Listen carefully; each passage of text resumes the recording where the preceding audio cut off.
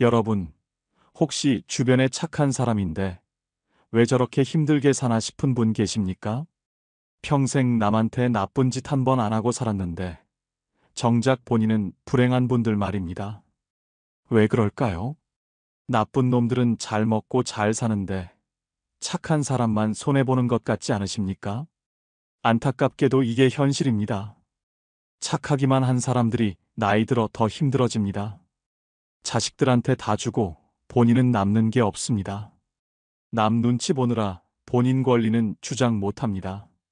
거절을 못해서 이용당하고 베푼 건 많은데 돌아오는 건 없습니다. 착한 게 죄가 되는 세상입니다. 오늘은 나이 들수록 착한 사람이 불행해지는 6가지 이유를 솔직하게 말씀드리겠습니다. 이 영상을 끝까지 보시면 왜 내가 이렇게 손해만 보고 사는지 이해하실 겁니다. 그리고 어떻게 하면 착하면서도 현명하게 살 수 있는지 깨닫게 되실 겁니다. 지금부터 시작합니다. 먼저 구독, 좋아요 꾹 눌러주시면 매일매일 행복해질 겁니다. 나이 들수록 착한 사람이 불행해지는 첫 번째 이유는 평생 착하게만 살았더니 세상 돌아가는 것을 몰라서 사기당하고 속기 때문입니다. 여러분은 사기당해 본 적 있으십니까? 누군가를 너무 믿었다가 뒤통수 맞아본 적은 없으십니까? 착한 사람일수록 나쁜 사람들의 표적이 됩니다. 지난해 만난 조 할아버지 이야기입니다. 68살인데 작년에 5천만 원을 날렸습니다. 어느 날 조카뻘 되는 청년이 찾아왔습니다. 사업하는데 투자하면 1년에 30% 이익 보장해준다고 했습니다. 원금도 보장하고 매달 이자도 준다고 했습니다. 할아버지는 의심 없이 믿었습니다. 젊은 사람이 거짓말할 리 없다고 생각했습니다. 계약서도 대충 보고 도장 찍었습니다. 평생 모은 5천만 원을 통째로 넘겼습니다. 처음 2달은 이자를 받았습니다. 그런데 3번째 달부터 연락이 끊겼습니다. 전화해도 안 받고 찾아가도 사무실이 텅 비어 있었습니다. 경찰에 신고했지만 이미 그 청년은 잠적한 뒤였습니다. 사기였습니다. 같은 수법으로 10여 명한테 수억 원을 받아 챙긴 조직이었습니다. 할아버지는 평생 착하게만 살아서 사람을 의심할 줄 몰랐습니다. 그게 독이 됐습니다. 착한 사람들은 사람을 쉽게 믿습니다. 남이 하는 말을 의심 없이 받아들입니다. 세상에 나쁜 사람이 있다는 걸 모릅니다. 누가 친절하게 대하면 진짜 좋은 사람이라고 생각합니다. 그래서 사기꾼들이 착한 노인들을 제일 좋아합니다. 보이스피싱도 자주 당합니다. 전화로 검사라고 하면 믿습니다. 경찰이라고 하면 무서워서 시키는 대로 합니다.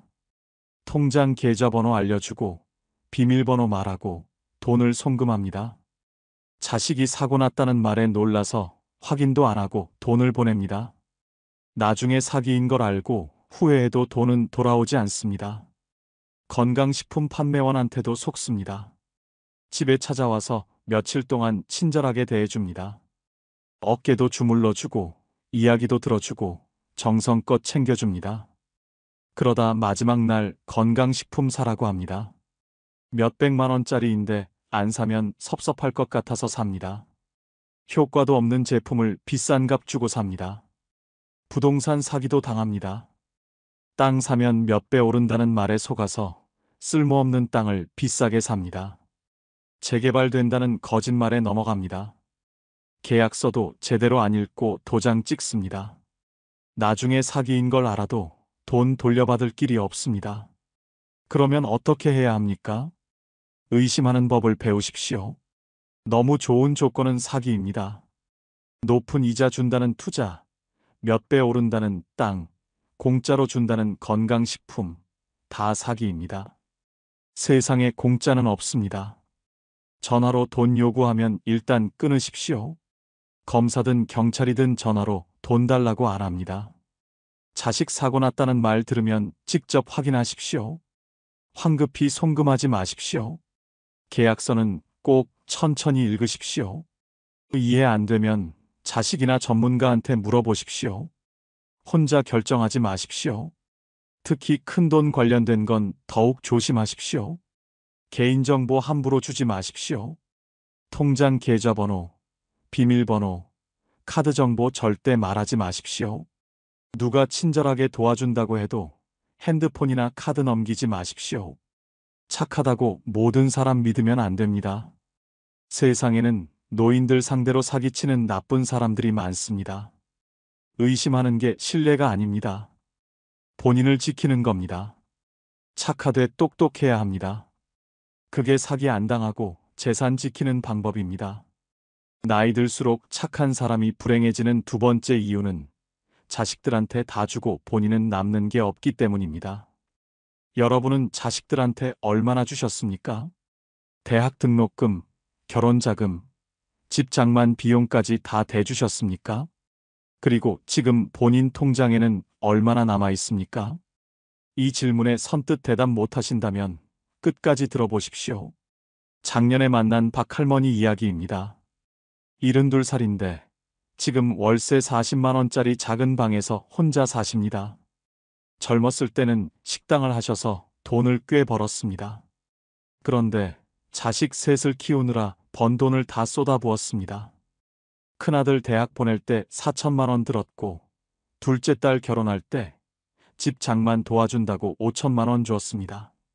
막내 아들이 사업한다고 할 때는 3천만 원을 빌려줬는데 아직도 안 갚았습니다. 그렇게 평생 모은 돈 1억 5천만 원을 다 자식들한테 주었습니다. 본인 노후 자금은 하나도 안 남겼습니다. 자식들이 효도할 거라고 믿었기 때문입니다. 그런데 지금 어떻습니까? 큰아들은 대출 갚느라 바쁘고 둘째 딸은 시댁 눈치 보느라 친정엄마 못 챙깁니다. 막내 아들은 사업 망해서 연락도 안 됩니다. 명절 때 만나면 10만 원씩 용돈 주는 게 전부입니다. 박할머니는 기초연금 30만 원으로 월세 내고 살아갑니다. 밥도 하루 두 끼만 먹고 병원도 못 갑니다. 자식들한테 다 주지 말고 반이라도 남겨뒀으면 지금 이렇게 안 살았을 텐데 후회해도 소용없습니다.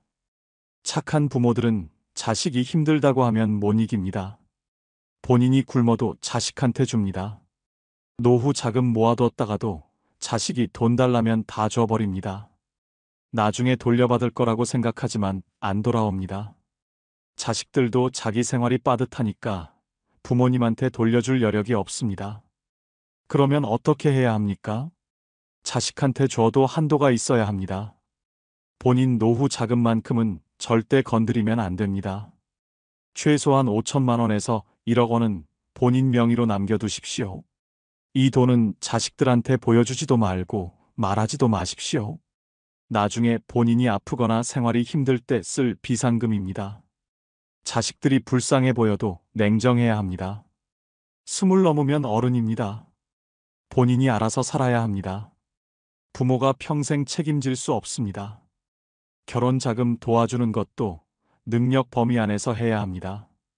집 사준다고 본인 집까지 팔면 안 됩니다. 사업 자금 빌려달라고 해도 줄 수 있는 만큼만 주십시오.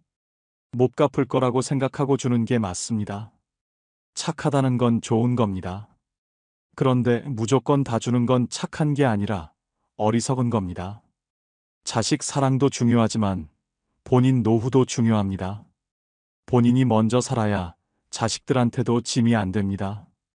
건강하게 살면서 자식들 도와주는 게 진짜 효도입니다. 돈 다 주고 나중에 자식들한테 손 벌리는 건 서로에게 불행입니다.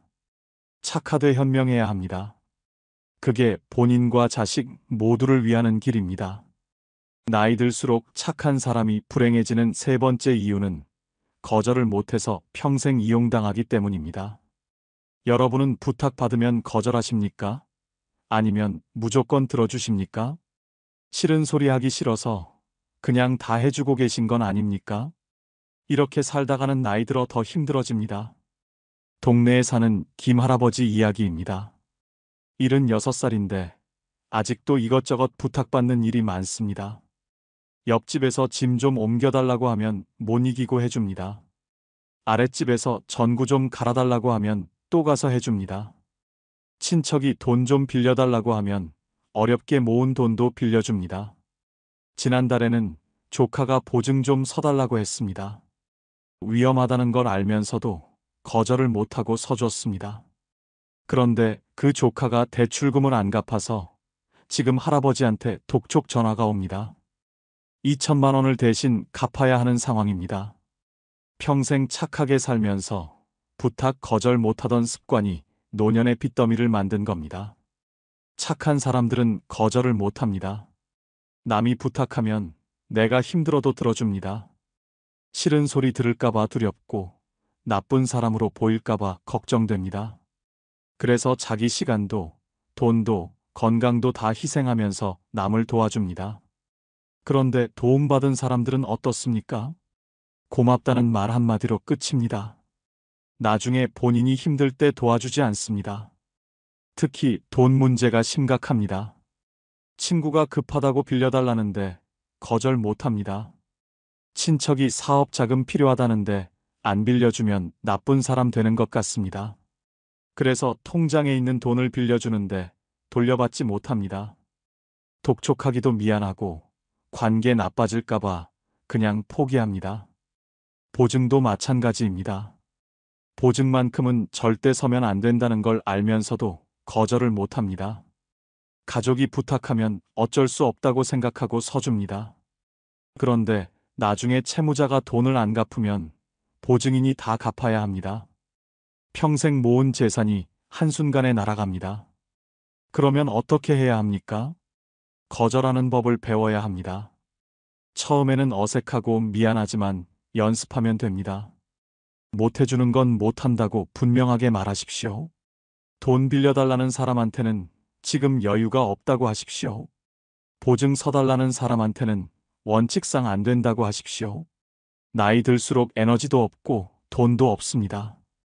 그런데 착하다고 계속 베풀면 본인이 먼저 쓰러집니다. 이제는 본인을 먼저 챙기십시오. 도와줄 수 있는 범위 안에서만 도와주고 못해주는 건 거절하십시오. 그게 이기적인 게 아닙니다. 본인을 지키는 겁니다.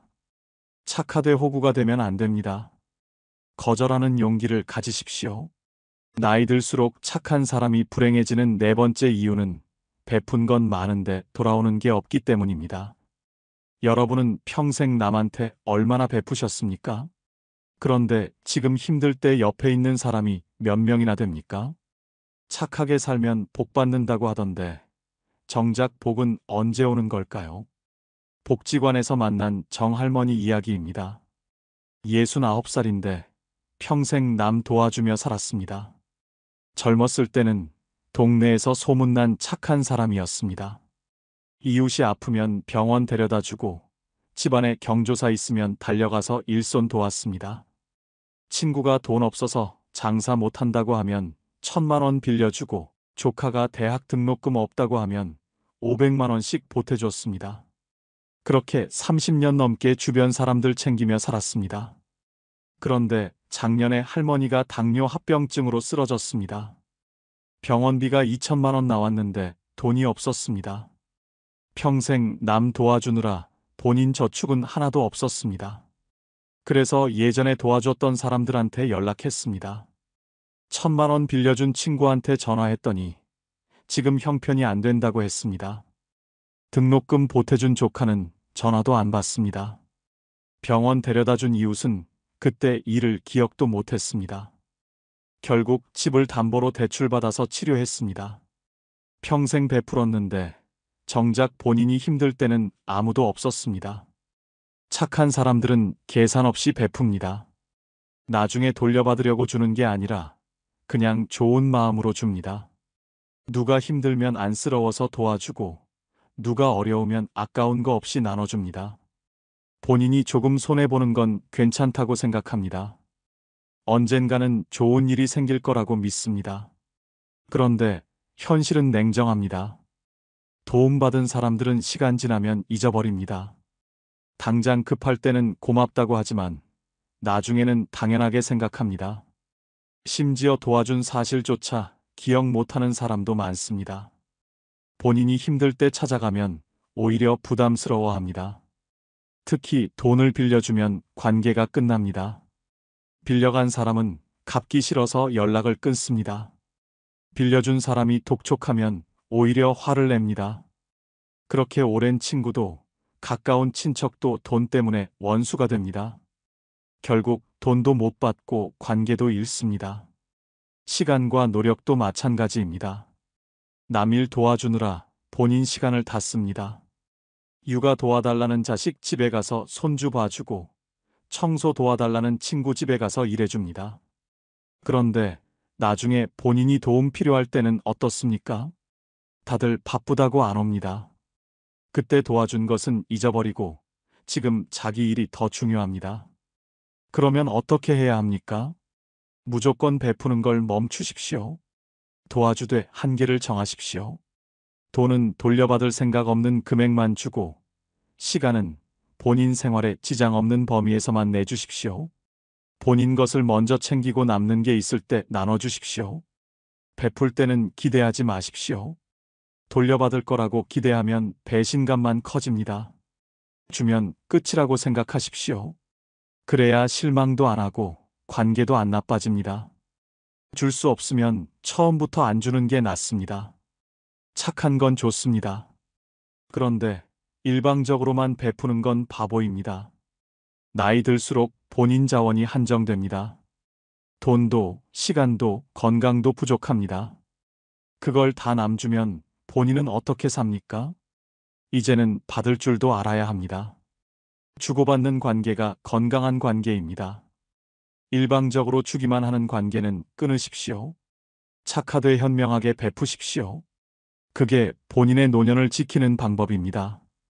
나이 들수록 착한 사람이 불행해지는 5번째 이유는 본인 권리는 주장 못하고 남 눈치만 보기 때문입니다. 여러분은 억울한 일 당했을 때 제대로 항의해 보신 적 있으십니까? 아니면 참는 게 미덕이라고 생각하며 그냥 넘어가셨습니까? 착하다고 계속 참기만 하면 나이 들어 더 억울한 일만 당합니다. 요양원에서 만난 이 할아버지 이야기입니다. 74살인데 지금 요양원에서 지냅니다. 원래는 아들 집에서 살았습니다. 10년 전에 아들한테 집을 증여했습니다. 평생 모은 돈 3억 원짜리 아파트였습니다. 아들이 세금 아끼려면 미리 명의를 바꾸는 게 좋다고 해서 그냥 넘겨줬습니다. 계약서 같은 건 안 썼습니다.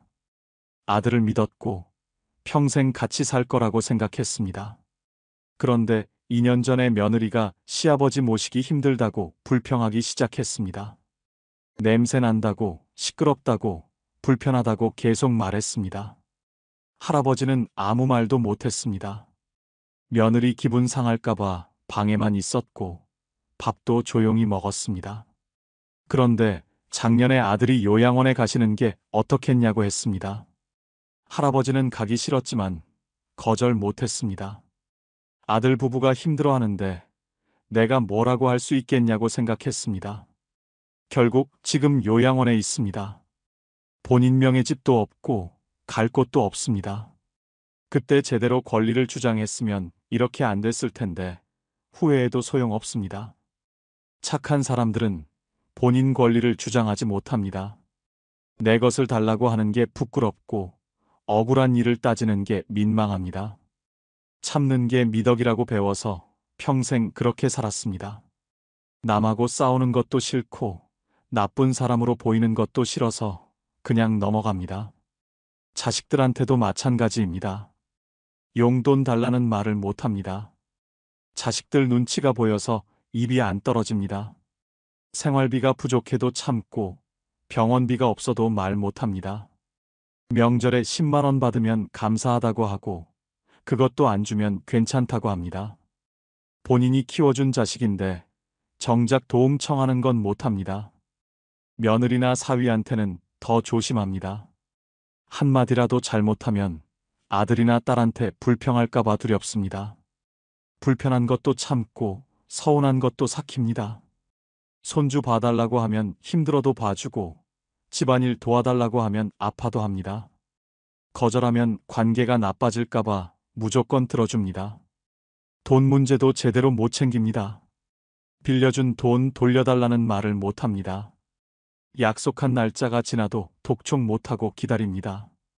상대방이 불편해할까봐 그냥 포기합니다. 본인 돈인데도 돌려달라는 말이 미안합니다. 관공서나 병원에서도 마찬가지입니다. 직원이 불친절해도 참습니다. 의사가 대충 진료해도 뭐라고 못합니다. 민원 넣는 것도 부담스럽고 따지는 것도 창피합니다. 그래서 본인만 손해보고 억울해합니다. 그러면 어떻게 해야 합니까? 본인 권리를 당당하게 주장하십시오. 내 것은 내 거라고 말하십시오. 빌려준 돈은 정해진 날짜에 돌려달라고 하십시오. 약속 안 지키면 법적 조치도 할 수 있다고 분명히 하십시오. 자식들한테도 필요한 건 말하십시오. 생활비가 부족하면 도와달라고 하십시오. 병원비가 필요하면 요청하십시오. 본인이 키운 자식입니다.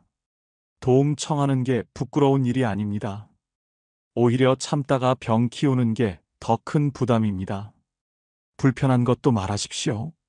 요양원 가기 싫으면 싫다고 하십시오. 함께 살고 싶으면 그렇게 말하십시오. 본인 의견을 표현하는 게 이기적인 게 아닙니다. 당연한 권리입니다. 착한 게 나쁜 건 아닙니다.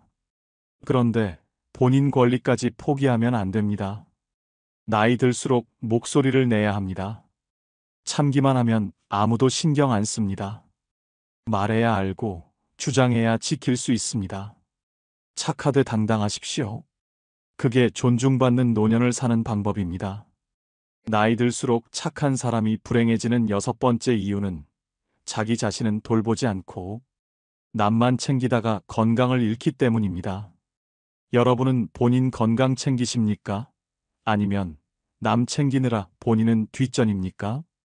병원 갈 시간도 아까워서 남일 도와주고 계신 건 아닙니까? 건강 잃으면 모든 게 끝입니다. 경로당에서 만난 최할머니 이야기입니다. 71살인데 지금 무릎과 허리가 너무 아파서 제대로 걷지도 못합니다. 젊었을 때부터 남 돌보는 일만 했습니다. 시어머니 10년 간병했고 시아버지도 5년 모셨습니다. 자식들 키우면서 손주까지 5명 키웠습니다. 아침 일찍 일어나 밥하고 빨래하고 청소하고 아이들 학교 보내고 그러다 보면 하루가 갔습니다. 허리가 아파도 참았고 무릎이 아파도 병원 갈 시간이 없었습니다. 건강검진 통지서가 와도 손주 봐야 한다고 안 갔습니다. 약 먹으라는데도 귀찮다고 안 먹었습니다. 그렇게 10년을 버텼는데 작년에 쓰러졌습니다. 디스크가 심해져서 수술받아야 한다고 했습니다. 무릎 연골도 다 닳아서 인공관절 넣어야 한다고 했습니다. 수술비만 2천만 원 넘게 들었습니다. 지금은 거동도 불편해서 남 돌보기는커녕 본인이 도움받아야 합니다. 그때 건강 챙겼으면 이렇게까지 안 됐을 텐데 후회해도 늦었습니다. 착한 사람들은 자기 몸을 혹사합니다. 남 돌보느라 본인 건강은 신경 안 씁니다. 아파도 참고 힘들어도 버팁니다. 병원 가는 것도 미안해서 미루고 약 사는 돈도 아까워서 안 삽니다. 본인보다 남이 먼저입니다. 자식들 육아 도와주느라 밤낮 없이 일합니다. 손주 안고 재우고 밥 먹이고 기저귀 갈고 목욕시킵니다. 허리가 끊어질 것 같아도 참습니다. 자식들 편하게 해주려고 본인이 고생합니다. 그러다 디스크 오고 관절염 생기고 혈압 올라갑니다. 시부모나 부모 간병하느라 몇 년을 고생합니다. 대소변 받아내고 씻기고 식사 도와주고 약 챙기고 병원 데려갑니다. 하루도 쉬지 못하고 몇 년씩 합니다. 본인 건강검진도 못 가고 아파도 참습니다. 간병하다가 본인이 먼저 쓰러지는 경우가 많습니다. 집안일도 혼자 다 합니다. 청소하고 빨래하고 밥하고 설거지하고 장 보고 쉴 시간이 없습니다. 명절 때는 더 심합니다. 며칠 동안 주방에서 음식 만들고 손님 치르고 설거지하다 보면 다리가 퉁퉁 붓습니다. 그래도 참습니다. 가족들 편하게 해주려고 본인이 희생합니다. 식사도 제대로 못합니다. 남 먹이느라 본인은 대충 먹습니다. 좋은 반찬은 다 자식들 주고 본인은 김치에 밥 먹습니다. 영양 부족으로 빈혈 오고 골다공증 생기고 면역력 떨어집니다. 그러다 병에 걸립니다. 잠도 제대로 못 잡니다. 밤에 손주 울면 일어나서 달래주고 아픈 사람 있으면 옆에서 간호합니다. 수면 부족으로 만성 피로에 시달리고 기억력도 떨어지고 우울증도 옵니다. 그러면 어떻게 해야 합니까? 본인을 먼저 챙기십시오. 건강검진 통지서 오면 꼭 가십시오. 아프면 바로 병원 가십시오. 참다가 병 키우는 게 나중에 더 큰 부담입니다. 조기에 발견하면 치료도 쉽고 비용도 적게 듭니다. 약 먹으라는 거 꼭 드십시오. 고혈압약, 당뇨약, 관절약 귀찮아도 챙겨 먹으십시오. 지금 약값 아끼려다 나중에 큰 병 오면 몇 천만 원 듭니다. 착한 게 나쁜 건 아닙니다. 그런데 본인 건강까지 희생하면 안 됩니다. 건강 잃으면 아무것도 할 수 없습니다. 남 돌보는 것도 본인이 건강해야 가능합니다. 본인을 먼저 사랑하십시오. 그게 진짜 착한 겁니다. 마지막으로 좋아요 한번 눌러주시면 내일도 행복하실 겁니다. 나 없으면 집안 꼴이 어떻게 되겠어? 내가 이 나이에 다 해주니까 당신은 조용히 있어. 내가 밥 해주니까 고개 숙이고 고맙다고 해. 노년에 나이 많은 여자를 만나는 순간 이런 말들이 일상이 됩니다. 처음에는 의지할 수 있는 동반자처럼 보이지만 시간이 지나면 나이를 무기로 존중을 강요하고 집안일을 핑계로 권력을 잡습니다. 생활비를 쥐고 흔들며 자유를 빼앗고 눈물과 화를 번갈아 터뜨리며 상대를 무너뜨립니다. 심지어 건강 문제까지 무기 삼아 죄책감을 심어줍니다. 결국 사랑은 구속으로 변하고 노년의 삶은 후회와 고통으로 뒤덮입니다. 이 이야기는 남의 일이 아니라 당신의 내일이 될 수 있습니다. 첫 번째, 늙어 나이 많은 여자를 만나면 안 되는 이유는 가사 분담을 요구하면서도 결코 만족하지 않기 때문입니다. 처음에는 같이 살려면 서로 조금씩 도와야죠. 라는 말로 시작합니다. 그 말은 합리적으로 들립니다. 하지만 시간이 지나면 남자는 설거지를 해도 청소를 해도 빨래를 널어도 늘 한마디를 들어야 합니다. 그렇게 대충 할 거면 하지 마. 내가 다시 해야겠다. 칭찬은 없고 끝없는 불만만 돌아옵니다. 결국 집안일은 도와주는 것이 아니라 신문을 받는 일이 되고 남자는 매일 피곤한 죄인이 됩니다. 실제 사례를 보겠습니다. 경북 구미에 사는 72세 오재호 씨는 67세 여성과 재혼했습니다. 처음에는 함께 사는 기쁨에 청소나 장보기 같은 집안일도 자발적으로 도왔습니다. 하지만 문제는 그 다음부터였습니다. 오 씨가 청소기를 돌리면 구석구석 안 했네. 내가 다시 해야겠다. 설거지를 하면 물때가 그대로야. 당신은 손만 대는 거지 제대로 안 하네. 빨래를 널어도 옷이 삐뚤빼뚤하잖아. 다시 해. 결국 오 씨는 집안일을 할수록 무능한 사람 취급을 당했습니다. 그는 나중에 친구들에게 울분을 토했습니다. 나는 노력해도 늘 부족하다고 욕먹는 집안 머슴이야. 또 다른 사례도 있습니다. 충남 아산에 사는 70세 장영호 씨는 65세 여성과 동거를 시작했습니다. 그녀는 처음부터 가사 분담을 강조했습니다. 이제 시대가 바뀌었으니 집안일은 같이 해야 해요. 장 씨는 기꺼이 받아들였습니다. 하지만 현실은 달랐습니다. 밥상을 차리면 익은 반찬이 너무 단순해. 장을 보고 오면 왜 더 싱싱한 걸 안 사와? 심지어 쓰레기를 버려도 봉지 묶는 게 왜 이렇게 허술해? 라는 말이 따라왔습니다. 장 씨는 결국 이렇게 고백했습니다. 나는 집안일을 도와주는 게 아니라 매번 시험을 치르는 수험생 같았다. 1점이라도 틀리면 야단을 맞으니 숨이 막힌다. 이 두 사례는 결코 특별하지 않습니다. 많은 남성들이 노년의 가사 분담을 이유로 매일 비난을 받습니다. 집안일을 하지 않으면 무책임하다 욕을 먹고 해도 내 방식은 틀렸다. 는 말만 듣습니다. 집은 안식처가 아니라 심판의 무대가 되고 남자는 늘 낙제점만 받는 학생처럼 위축됩니다. 결국 가정은 평온을 주는 곳이 아니라 지적과 불만이 쏟아지는 고통의 장소가 됩니다. 맹자는 이렇게 말했습니다. 칭찬은 사람을 살리고 꾸짖음은 사람을 죽인다. 가사 분담도 마찬가지입니다. 함께하는 의미가 존중과 배려에서 출발해야 하지만 그것이 불만과 지배의 도구가 될 때 관계는 무너집니다. 늙어 나이 많은 여자를 잘못 만나면 그들은 집안일을 핑계로 상대를 끊임없이 깎아내립니다. 노력은 인정받지 못하고 작은 흠은 끝없는 잔소리로 돌아옵니다. 남은 인생을 평온하게 보내야 할 시간이 집안일 전쟁터에서 매일 죄인이 되는 삶으로 변하는 것입니다. 사랑은 서로 기대고 위로하는 것이어야 합니다. 그러나 가사분담을 무기로 삼아 끝없는 불만만 쏟아내는 관계라면 그것은 더 이상 사랑이 아닙니다. 노년의 삶에서 필요한 건 쉼이지 신문이 아닙니다. 결국 늙어 나이 많은 여자를 잘못 만나면 당신의 노년은 따뜻한 밥상보다 차가운 불만으로 가득 차게 됩니다. 남는 것은 사랑이 아니라 상처뿐입니다. 두 번째, 늙어 나이 많은 여자를 만나면 안 되는 이유는 결국 사랑보다 조건을 먼저 따지기 때문입니다. 겉으로는 외로워서 의지할 사람이 필요해서라는 말로 접근하지만 속을 들여다보면 가장 먼저 묻는 건 돈과 집, 연금과 재산입니다. 사랑은 핑계일 뿐 조건이 만족스럽지 않으면 언제든 마음은 식고 태도는 달라집니다. 노년에 기대야 할 평온은 사라지고 남는 건 조건 앞에 무력해지는 씁쓸한 현실뿐입니다. 실제 사례를 보겠습니다. 경기도 부천에 사는 72세 이정호 씨는 아내와 사별한 후 지인의 소개로 65세 여성과 만났습니다. 처음에는 다정했습니다.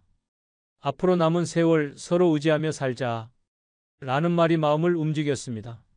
하지만 만남이 깊어질수록 그녀의 질문은 달라졌습니다. 연금은 얼마나 나오세요? 집은 본인 소유예요? 혹시 자식들이랑 재산 문제로 다투는 건 없겠죠? 이 질문이 반복되자 이 씨는 불편했지만 외로움에 마음을 닫지 못했습니다. 결국 결혼했지만 그 후의 삶은 지옥이었습니다. 그녀는 생활비 사용을 철저히 통제하며 늘 말했습니다. 내가 조건을 보고 결혼했으니 당신은 책임져야 해요. 이 씨는 사랑받는 남편이 아니라 조건 때문에 선택된 지갑에 불과했습니다. 그는 한숨을 내쉬며 이렇게 토로했습니다. 내 옆에 있는 건 아내가 아니라 내 통장이다. 또 다른 사례는 대구에 사는 70세 박영수 씨의 이야기입니다. 그는 혼자가 된 지 10년 만에 67세 여성을 만났습니다. 그녀는 처음부터 나는 돈 때문에 만나는 게 아니다. 진심으로 당신이 좋아서다. 라고 말했습니다. 박 씨는 그 말에 마음이 놓였습니다. 하지만 동거를 시작한 뒤 그녀의 본심이 드러났습니다. 박 씨가 사는 집을 보며 이 집은 너무 작다. 나도 체면이 있는데 더 큰 집에서 살아야지. 라며 불평했고 용돈을 줄 때마다 이 정도로 내가 만족할 것 같아요? 라며 눈을 흘겼습니다. 심지어 박 씨가 병원비 때문에 여행을 미루자 조건이 이렇게 불안정할 줄 알았으면 내가 왜 당신을 만났겠냐? 라는 말까지 했습니다. 결국 그는 눈물을 삼키며 주변에 털어놓았습니다. 나는 사람을 만난 게 아니라 조건을 거래한 것뿐이었다. 이 두 사례는 결코 예외가 아닙니다. 나이 많은 여자가 결국 따지는 건 마음이 아니라 조건입니다. 연금은 얼마나 되는지, 집은 누구 명의인지, 자식들과 재산 문제는 없는지, 그 조건이 마음에 들면 달콤한 사랑의 말이 이어지지만 조건이 기대에 못 미치면 냉정한 말로 상처를 남깁니다.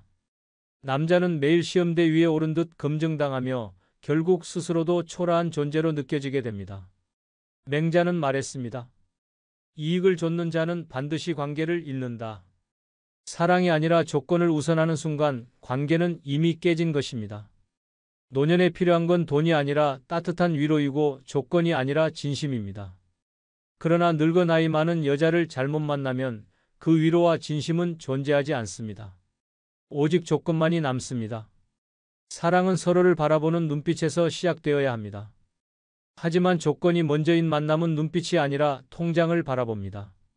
결국 남는 건 사랑의 따스함이 아니라 조건의 차가움뿐입니다. 당신의 노년은 거래가 아니라 위로로 채워져야 합니다.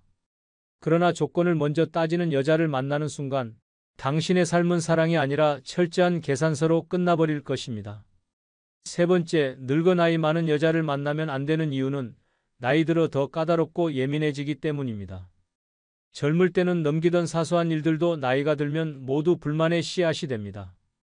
음식 맛 하나, 집안 분위기 하나에도 예민하게 반응하며 작은 말투에도 상처받았다고 울분을 터뜨립니다. 사랑을 기대했지만 현실은 끝없는 긴장과 불편입니다. 남자는 하루하루 눈치를 보며 살아야 하고 노년의 평온은 산산이 부서집니다. 실제 사례를 보겠습니다. 경기도 의정부에 사는 71세 이정호 씨는 66세 여성과 재혼했습니다. 처음엔 다정했습니다. 함께 밥을 먹고 산책을 나가며 외로움을 달래주는 동반자 같았습니다. 그러나 몇 달 지나지 않아 그녀의 본성이 드러났습니다. 반찬이 왜 이렇게 짜? 당신은 나 생각 안 해? TV 소리가 너무 크다. 내가 예민한 거 모르냐? 심지어 이 씨가 신문을 읽다 한숨을 쉬자 나를 무시해서 그런 거냐? 라며 따졌습니다. 작은 행동 하나도 불만으로 번졌고 집안 공기는 언제나 살얼음판 같았습니다. 이 씨는 결국 친구에게 이렇게 토로했습니다. 나는 지금 집이 아니라 감옥에 산다. 매일 시험 보는 기분이다. 또 다른 사례는 전남 순천에 사는 73세 박철수 씨의 이야기입니다. 그는 68세 여성과 만났습니다. 처음엔 깔끔하고 세심한 성격이 좋게 느껴졌습니다. 하지만 동거가 시작되자 상황은 달라졌습니다. 밥상을 차리면 젓가락 놓는 위치가 왜 저기냐? 청소기를 돌리면 소리가 너무 시끄럽다. 귀가 아프다. 심지어 옷을 걸어두는 위치까지 문제 삼았습니다. 박 씨가 잠시 소파에 앉아 쉬고 있으면 나는 하루 종일 움직이는데 당신은 왜 저렇게 게으르냐? 라는 말이 쏟아졌습니다. 박 씨는 결국 집에 들어가는 게 두려워졌습니다. 사랑을 얻으려 했지만 돌아온 건 끝없는 불만과 날 선 잔소리뿐이었습니다. 그는 고개를 떨구며 이렇게 말했습니다. 나는 아내에게 사랑받는 남편이 아니라 늘 부족한 죄인일 뿐이다. 이 두 사례는 결코 예외가 아닙니다. 나이가 들수록 사람은 더 보수적이고 예민해집니다. 그리고 그것이 관계 속에서 그대로 드러날 때 남자는 끊임없이 지적당하고 깎여 나갑니다. 작은 일에도 폭발하고 사소한 실수에도 비난이 쏟아집니다. 결국 남은 인생은 평온이 아니라 피로와 긴장으로 가득 차게 됩니다. 노자는 말했습니다. 작은 불씨가 큰 불을 만든다. 사소한 불평이 쌓이면 그 관계는 결국 불행으로 번집니다. 노년의 나이 많은 여자를 만났을 때 그녀가 예민함과 까다로움을 무기 삼아 끝없는 불만을 퍼붓는다면 당신의 노년은 지옥이 됩니다. 사랑은 위로와 평안이어야 합니다.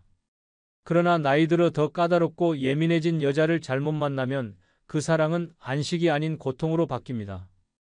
결국 남는 건 함께 웃는 삶이 아니라 매일 눈치만 보는 후회뿐입니다. 당신의 노년은 고단한 잔소리 속에 묻히기에는 너무 소중합니다. 네 번째, 늙어 나이 많은 여자를 만나면 안 되는 이유는 바로 사소한 일도 전쟁으로 만들기 때문입니다. 젊을 때는 그냥 웃고 넘어갈 수 있는 문제도 나이가 들면 집안의 전운으로 바뀝니다. 밥상이 늦게 차려졌다. 전화가 늦게 왔다. TV 채널을 잘못 돌렸다. 이런 하찮은 일이 곧바로 전쟁의 불씨가 됩니다. 한 번 시작되면 며칠씩 냉전이 이어지고 집은 안식처가 아니라 지뢰밭이 됩니다. 남자는 언제 터질지 모를 폭탄 옆에 앉아있는 것처럼 하루하루를 눈치로 버텨야 합니다. 실제 사례를 보겠습니다. 전북 군산에 사는 72세 이영호 씨는 67세 여성과 재혼했습니다. 처음에는 다정했습니다. 내가 당신 끼니는 꼭 챙겨줄게요.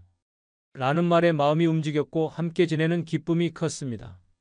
하지만 결혼 생활이 길어질수록 그녀는 사소한 일을 전쟁으로 바꿨습니다. 반찬을 조금 남겼다고 내 정성을 짓밟았다. 며 하루 종일 말도 섞지 않았습니다. 늦게 귀가했다고 나를 버려두고 친구들이 더 좋으냐? 라며 그날 밤 집안이 발칵 뒤집혔습니다. 결국 이 씨는 친구들을 피하게 됐고 집안에만 갇혀 지내게 됐습니다. 그는 술잔을 기울이며 친구에게 말했습니다. 나는 지금 가정이 아니라 전쟁터에 산다. 숨이 막힌다. 또 다른 사례는 충북 충주에 사는 70세 박진수 씨의 이야기입니다. 그는 65세 여성과 동거를 시작했습니다. 처음엔 깔끔한 성격이 좋아 보였습니다. 하지만 살다 보니 그 깔끔함이 집안을 전쟁터로 바꾸고 말았습니다.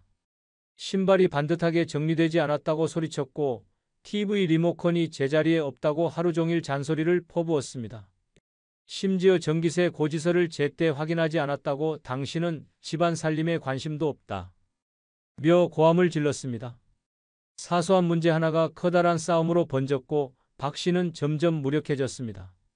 그는 주변 사람들에게 이렇게 고백했습니다.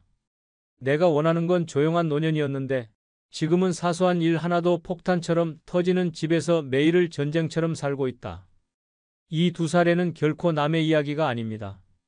나이 많은 여자가 사소한 일을 전쟁으로 만들면 집안은 언제나 불안정합니다. 작은 일에도 긴장이 감돌고 대화는 잔소리와 고함으로 변합니다.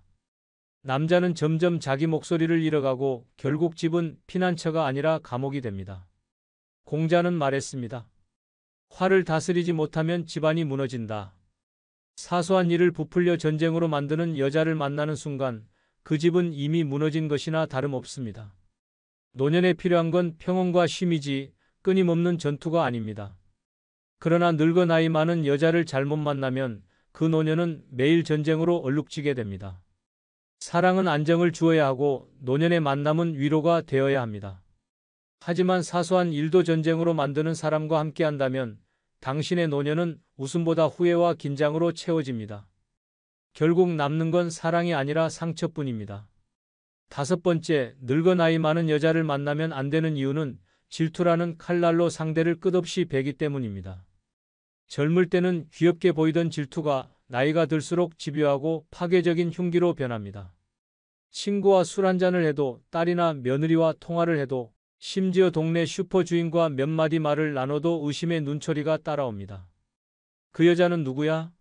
왜 나보다 즐거워 보여? 이런 말이 날아오는 순간부터 집은 감옥이 되고 사랑은 질투의 족쇄로 변합니다.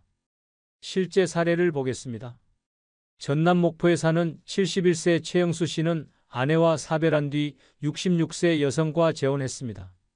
처음에는 다정했습니다. 외로운 마음을 달래줄 수 있을 거라 믿었습니다. 그러나 결혼 후 몇 달 지나지 않아 그녀는 최 씨의 모든 일상에 간섭하기 시작했습니다. 친구와 바둑을 두고 돌아오면 내가 하루 종일 혼자 있는데 당신은 친구가 더 좋아? 라며 눈을 흘겼습니다. 딸이 전화를 걸어와 대화라도 하면 옆에서 휴대폰을 빼앗으며 자식한테는 웃으면서 왜 나한텐 불평만 하냐? 라고 따졌습니다. 최 씨는 점점 숨이 막혔습니다. 그는 결국 친구들에게 이렇게 토로했습니다. 나는 지금 사랑을 얻은 게 아니라 질투의 족쇄에 묶인 죄수처럼 살고 있다. 또 다른 사례는 대전에서 살던 70세 장경호 씨의 이야기입니다. 그는 65세 여성과 만나 동거를 시작했습니다. 그녀는 처음엔 다정했지만 질투심이 드러나면서 삶은 지옥으로 바뀌었습니다. 장 씨가 시장에서 오랫동안 머물렀다 하면 거기 있는 젊은 아줌마랑 웃고 떠든 거 아니냐 라며 추궁했습니다. 심지어 은행 창구 직원과 웃으며 인사한 것조차 문제 삼았습니다. 왜 나랑 있을 땐 안 웃으면서 다른 여자한테는 웃어? 그녀는 질투를 무기로 삼아 끊임없이 장 씨를 몰아세웠습니다. 장 씨는 점점 자신감을 잃었고 사람들을 피하게 됐습니다. 그는 울분을 삼키며 말했습니다. 내가 원하는 건 동반자였는데 지금은 감시자와 함께 사는 것 같다. 이 두 사례는 결코 예외가 아닙니다. 늙어 나이 많은 여자를 잘못 만나면 그녀의 질투는 집요한 감시와 추궁으로 이어집니다. 남자는 언제나 의심의 대상이 되고 웃음조차 죄가 됩니다. 질투는 사랑의 증거가 아니라 칼날입니다. 그 칼날은 하루하루 남자의 마음을 베어내고 자존심을 무너뜨립니다. 결국 집은 전쟁터가 되고 노년의 삶은 지옥으로 변합니다. 노자는 이렇게 말했습니다. 의심은 곧 파멸의 씨앗이다. 노년의 사랑은 평온과 신뢰로 채워져야 하지만 질투가 들어선 순간 모든 것은 무너집니다. 믿음이 사라진 자리에는 감시와 통제만 남습니다. 늙어 나이 많은 여자를 잘못 만나면 그 질투는 삶 전체를 잠식하는 흉기가 됩니다. 사랑은 서로를 편안하게 하고 노년은 더 이상 전쟁이 아니라 휴식이어야 합니다. 그러나 질투라는 칼날로 매일 상처를 주는 관계에 갇히면 남는 것은 사랑이 아니라 후회뿐입니다. 당신의 노년은 감시당하며 질투 속에 사라지기엔 너무나 소중합니다. 6번째, 늙어 나이 많은 여자를 만나면 안 되는 이유는 건강 걱정으로 삶이 불안해지기 때문입니다. 젊었을 때는 대수롭지 않게 넘기던 통증도 나이가 들면 끝없는 두려움이 됩니다. 오늘은 가슴이 답답하다. 어제는 잠이 안 와서 큰일이다. 이런 말이 하루에도 수십 번 반복되면 집은 사랑의 공간이 아니라 병실로 변합니다. 함께 사는 남자는 늘 불안에 떨게 되고 자신의 삶조차 병에 갇혀 살아가야 합니다. 결국 남은 인생은 평온이 아니라 공포와 긴장으로 가득 차게 됩니다. 실제 사례를 보겠습니다. 경기도 안산에 사는 72세 한상구 씨는 66세 여성과 재혼했습니다. 처음에는 의지할 사람이 생겼다는 사실만으로 행복했습니다. 그러나 결혼 몇 달이 지나자 그녀의 입에서 가장 많이 나온 말은 나 오늘 몸이 왜 이러지? 였습니다. 작은 기침에도 폐렴 일지 몰라. 두통이 와도 혹시 뇌에 문제 있는 거 아니냐. 밤마다 응급실을 가자고 조르는 일이 이어졌습니다. 한 씨는 점점 친구들과의 모임을 포기했습니다. 언제든 그녀의 건강 문제가 터질 수 있다는 두려움 때문이었습니다. 그는 결국 이렇게 토로했습니다. 나는 남편이 아니라 개인 주치의, 구급차 기사 같은 삶을 살고 있다. 또 다른 사례는 충남 홍성에 사는 70세 정동수 씨의 이야기입니다. 그는 65세 여성과 동거를 시작했습니다. 그녀는 늘 건강 염려증에 사로잡혀 있었습니다. 장을 보러 가도 이 음식은 나트륨이 많아 먹으면 큰일 나. TV를 보면서도 저런 병에 걸리면 우리도 곧 끝장이야. 라는 말을 반복했습니다. 정 씨가 조금이라도 무심하게 반응하면 당신은 내가 아픈데 관심이 없구나. 라며 원망을 쏟아냈습니다. 결국 정 씨는 하루 종일 건강 얘기만 들어야 했고 그 불안이 그대로 전염돼 가슴이 답답해졌습니다. 그는 친구에게 이렇게 고백했습니다. 나는 이제 웃는 날이 없다. 아내의 불안이 내 삶 전체를 집어삼켰다. 이 두 사례는 결코 특별하지 않습니다. 나이 많은 여자가 건강 걱정에 집착하면 그것은 단순한 우려가 아니라 상대의 삶까지 올가매는 굴레가 됩니다. 남자는 늘 긴장 속에 살게 되고 일상의 소소한 행복은 사라집니다. 여행을 가도 혹시 가다가 쓰러지면 어쩌지? 외식을 해도 이 음식이 내 몸에 해롭지 않을까? 라는 불안이 따라 붙습니다. 사랑은 위로가 아닌 공포로 바뀌고 남은 인생은 고통의 연속이 됩니다. 맹자는 말했습니다. 걱정이 지나치면 병이 된다. 건강을 위한 걱정이 오히려 삶을 병들게 하는 것입니다. 노년에 필요한 건 평온과 안도이지 끝없는 불안이 아닙니다. 하지만 늙어 나이 많은 여자를 잘못 만나면 그녀의 건강 걱정은 당신의 삶을 송두리째 흔들어 놓습니다. 사랑은 서로에게 쉼이 되어야 하고 노년은 더 이상 두려움이 아니라 평안으로 채워져야 합니다. 그러나 건강 걱정으로 하루하루를 불안에 빠뜨리는 관계라면 그것은 사랑이 아니라 형벌입니다. 결국 남는 건 따뜻한 위로가 아니라 차갑게 얼어붙은 불안뿐입니다. 당신의 노년은 병의 그림자 속에 갇혀 있기에는 너무나 소중합니다.